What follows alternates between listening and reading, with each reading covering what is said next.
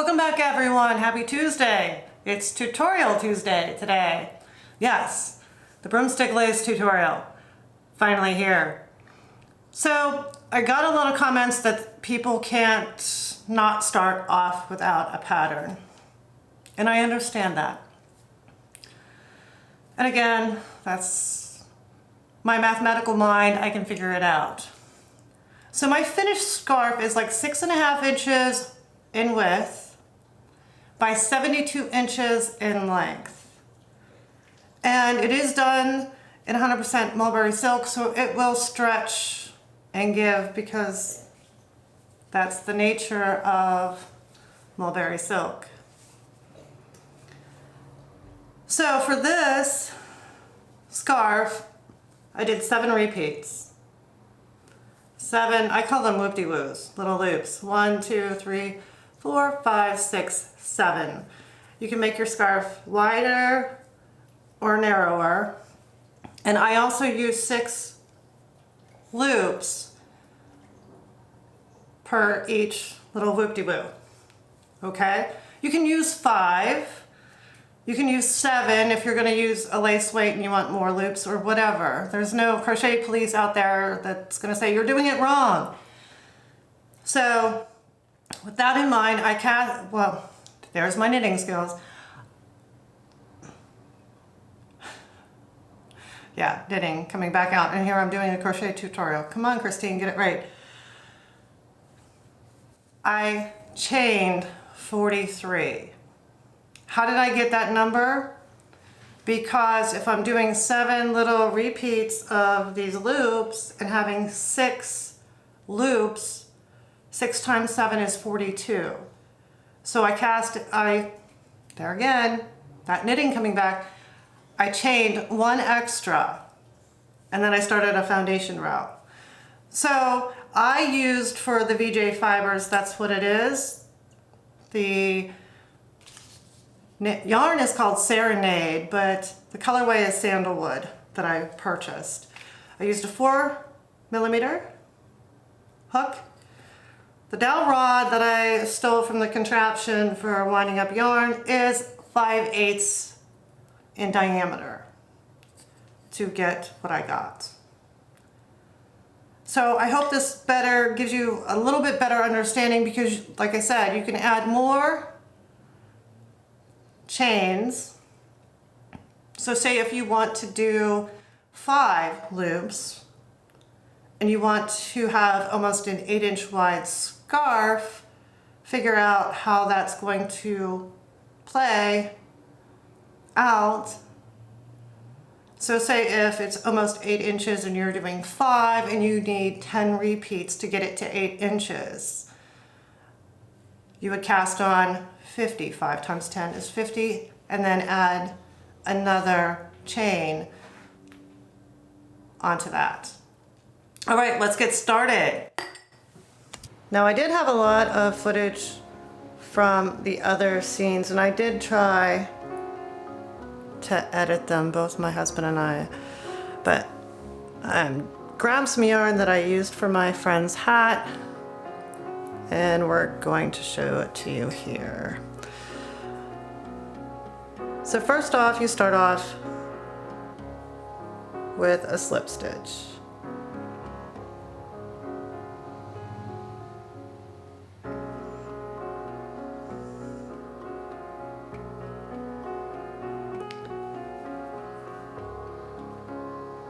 And for demonstration purposes, we're going to do 2 of the repeats. So I'm going to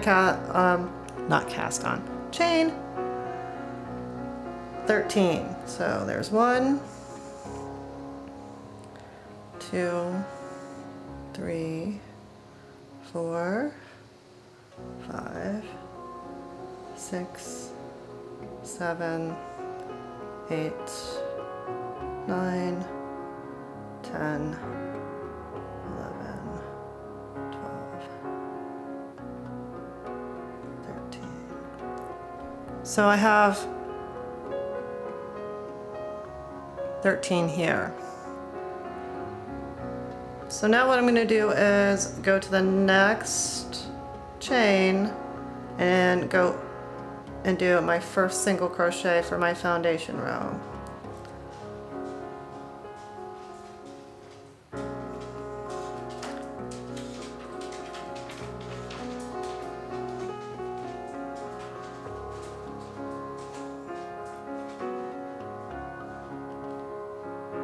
There I have it. And I'm going to single crochet in every chain thereafter.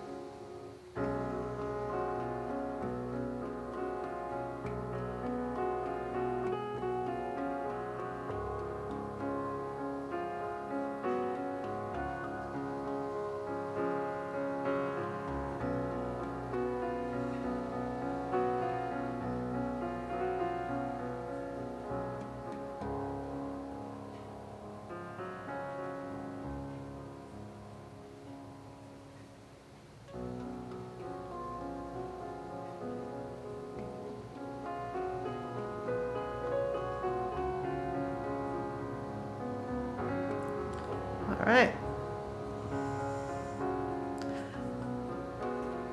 So I have my 12 single crochets on.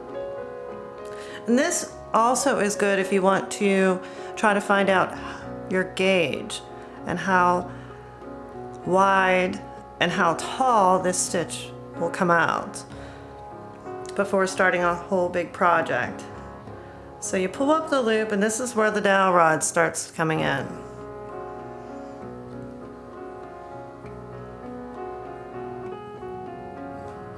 So with that, you put the loop on the dowel rod. And I like to just weave the yarn through my hands so I can keep some tension on it. So there's no right way or wrong way to do this. There's no crochet police out there. Some patterns that I did look up for broomstick lace do call for going through the back loop only. This will give you one ridge on either side. However, I was taught to go through both loops on top of the single crochet. So just inserting your hook from front to back, picking up the yarn, and placing it over the dowel rod. Give it a little tug. And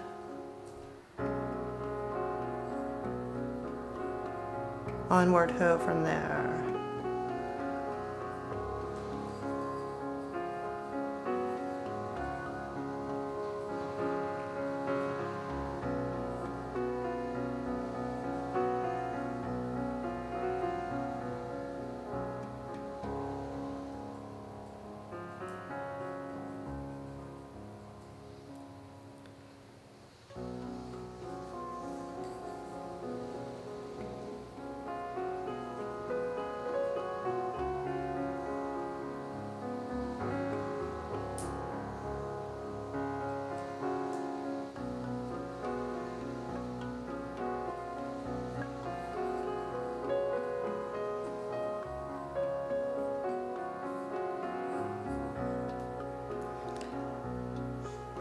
And holding this, it does take a little bit of a learning curve because you have a smaller hook in one hand and a dowel rod in the other.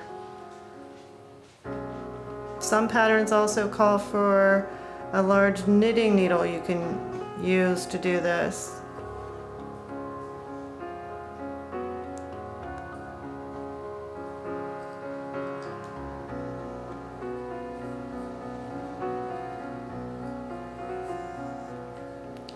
So there's 3, 6, 7 on there.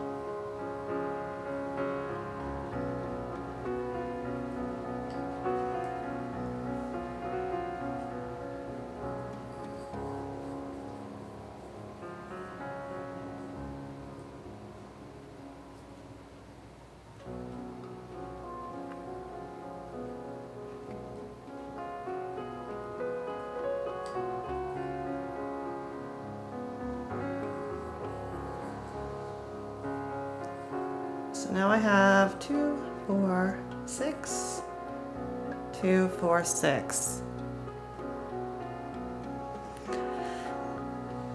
And now they have to come off the dowel rod. This could be scary at first, but it's okay.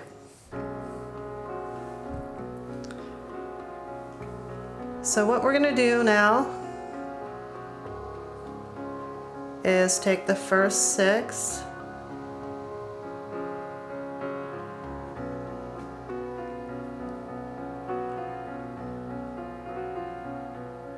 and I like to hold the corner down to make sure that I'm getting the right height and even height for this. I yarned over the hook and I'm slipping it off. And now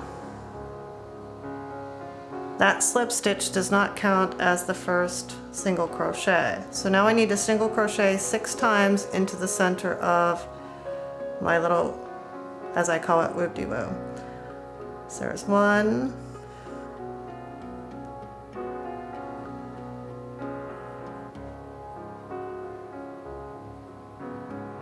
2,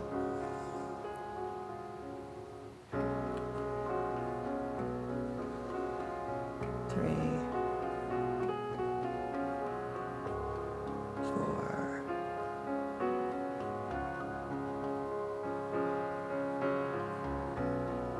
5,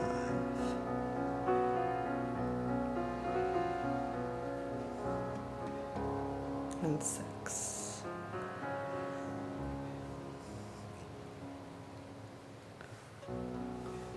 And now it's time to pick up the next 6. And there's one hiding over here. Put my yarns through it. And that's why I said it takes a little bit of a learning curve, but once you get the hang of it, it goes pretty smoothly. I want to say the first row is always the hardest. So now that I have my next 6 on, yarn over the hook and pull it all the way through and get the right ones here through.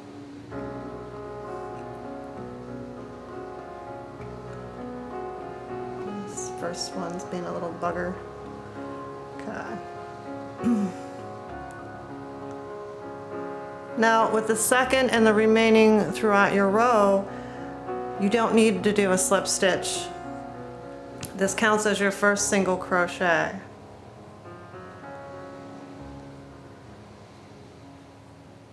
So now there's 2, 3.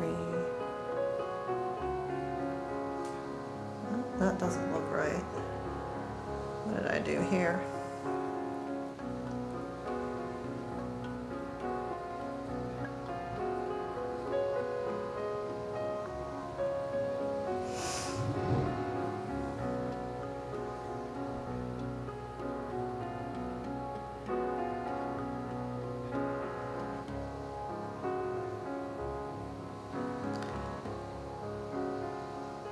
Sometimes these like to get a little.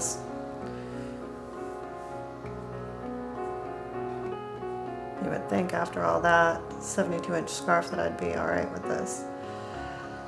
All right, let's try that again. And this one stitch loop is like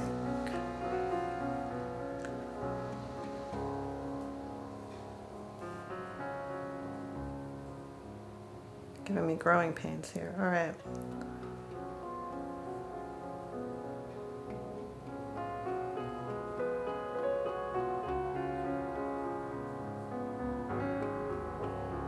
That looks better.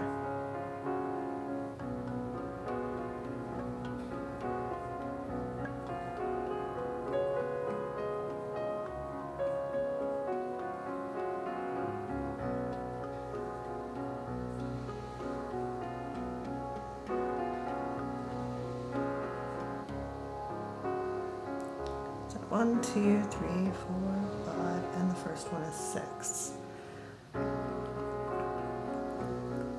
So you have the first row. Like I said, the first row always seems to be the most one that I fumbled on and keep fumbling on to this day. So now for all the rest of the rows, if I can find this, it's back to picking up your loops and putting them on the dowel.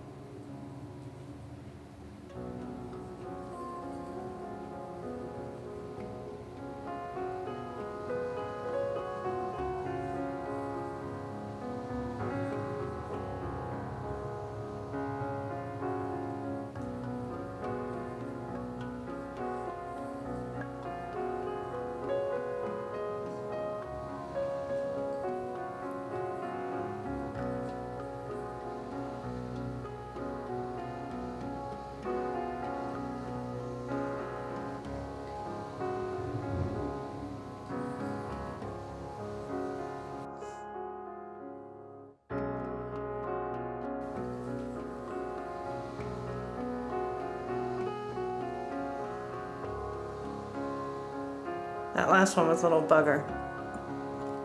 But again, I have 12 loops again. Again, like I said, this would be perfect to try to find your gauge on how wide and how tall these little things are going to be. And that's all you do is go back and repeat.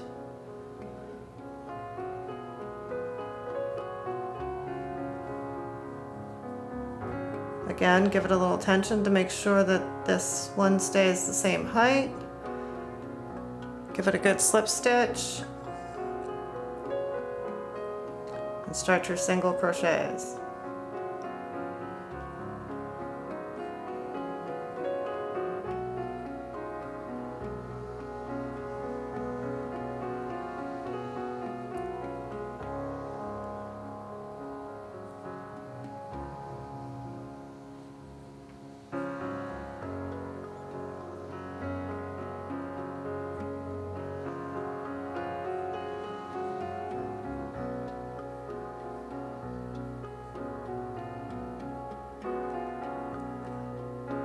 Pick up your next set.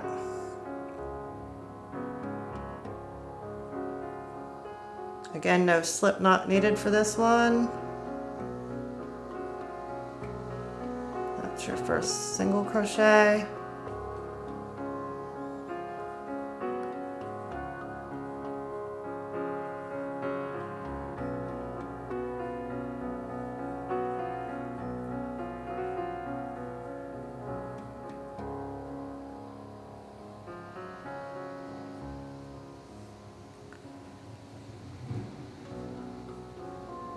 So that's your second row. And all the rows would be the same. Like I said, this would be perfect just doing 2 or 3.